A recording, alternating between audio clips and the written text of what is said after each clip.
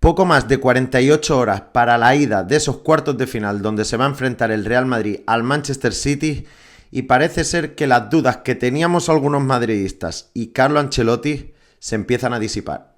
Ahí lo tiene Marabona, lo marcan dos, pisa la pelota Marabona. La centrada, la rematada y el gol.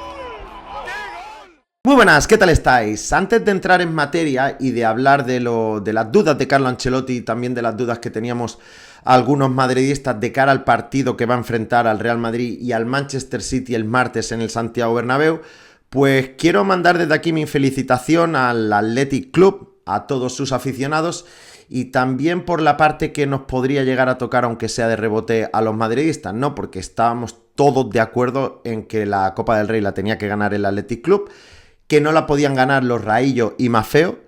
y por suerte, aunque hicieron sufrir y demás, pues en la tanda de penaltis, los de Bilbao se impusieron al club mallorquín y acabaron así con una sequía de 40 años sin ganar la Copa del Rey. El que está luchando por tener el mayor palmarés con ellos es el Barça, y lo digo porque leía unas estadísticas y demás de que el Athletic Club sí que fue durante un tiempo el rey de copas y luego por lo que sea, vicepresidente del Comité Técnico de Árbitros, mediante y demás, pues el Barça ha acabado siendo de momento el rey de copas. Pero bueno, desde aquí mi felicitación al Athletic Club y nada, decirle a los de Bilbao y a algún amigo que tengo por allí que nos vemos en la Supercopa de España la próxima temporada. Ahora vamos a hablar del partido de ida de los cuartos de final de la Champions League, que yo creo que más de uno tiene que estar en el mismo barco, en que según van pasando las horas, según se va acercando el partido, ese 80-20, 70-30 que le daba yo al Manchester City de clasificarse, pues se va equiparando un poquito más al Real Madrid y cada vez más pienso que por lo menos se va a luchar y bien esos cuartos de final. Y desde hace unas semanas, Carlo Ancelotti y creo que muchos madridistas, como decía antes, pues teníamos la duda no solo del central, sino también en el centro del campo y también la delantera, porque más o menos entendíamos que Bellingham iba a jugar, que Vinicius va a jugar, eso se daba por hecho, pero claro, amigo, es que teníamos al señor Rodrigo que venía de una sequía de unos 10, 12, 13 partidos en total. Además, en esos 12 o 13 partidos, no sé si había sumado tan solo un par de asistencias y poco más. Y eso, pues comparándolo con el buen estado de forma que estaba mostrando Brahim Díaz, pues decías, ¿y quién va a acompañar a Vinicius y a Bellingham? Bueno, pues parece ser que con los goles del otro día está claro que iba a ser Rodrigo. De hecho, además, Carlo Ancelotti siempre ha sido muy pro del brasileño, lo animaba en rueda de prensa, cuando estaba mal, pues él seguía diciendo que tenía mucha calidad y demás, dándole ánimo. De hecho, le costaba mucho retirarlo del terreno de juego, pese a ese malos 2 meses que ha tenido el brasileño, así que creo yo que el tridente de ataque está claro, pero ¿qué pasa?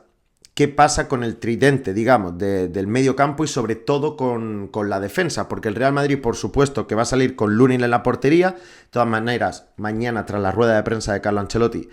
pues vamos a ver si el técnico italiano dice algo para clarificar un poquito más ese once inicial, aunque relevo, ya os lo digo, que relevo adelantaba hoy que casi seguro va a ser Tchouaméni el que se quede en el banquillo y va a ser Nacho el que ocupe la posición de central y Camavinga ocupe el centro del campo junto a Toni Kroos y Fede Valverde. Hablando ya de lo que dice relevo, que más o menos sí que es verdad que a veces cuando habla desde una bancada, pues nos da ciertas sospechas, ¿no? de los colores que rigen ese medio de comunicación, pero sí que es cierto que algunos de los periodistas que cubren la información del Real Madrid pues han demostrado a lo largo de los últimos meses, incluso del último año, que tienen buena información, que tienen buenas fuentes y que cuando dicen algo no van muy desencaminados. Entonces, yo voy a tomar por cierta la información de relevo, insisto, porque los periodistas que ahí cubren la información del Real Madrid pues están acertando en las últimas informaciones que dan y me voy a creer, y además no solo me voy a creer, sino que voy a apoyar, voy a estar de acuerdo en lo que dice Ancelotti, de sacar a Nacho en el centro de la defensa con Rüdiger y de sacar a Camavinga en el centro del campo. Y el motivo es muy sencillo, y hay gente que estaba pidiendo,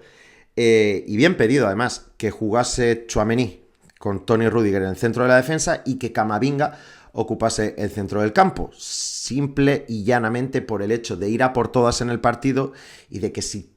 siendo conscientes de que tu más o menos única posibilidad que tiene pasa por ganar en el Santiago Bernabéu, pues tienes que sacar a tus mejores jugadores y ese es Tchouaméni en el centro de la defensa y Camavinga en el centro del campo. ¿Qué pasa?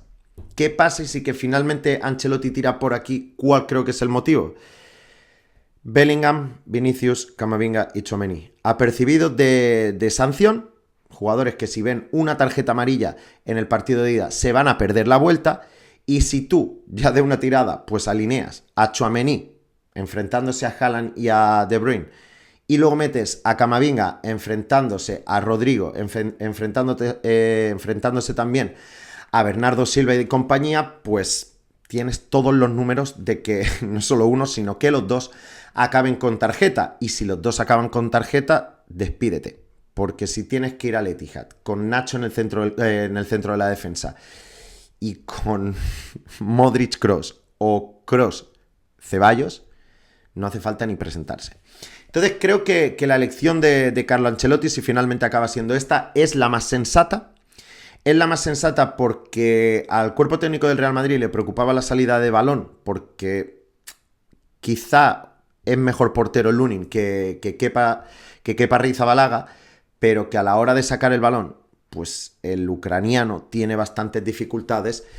Y además es que así lo ha expresado el técnico italiano muchas veces en los partidos del Real Madrid. Cuando hay algún balón largo, cuando hay algún balón de Lunin que no acaba donde el técnico quiere,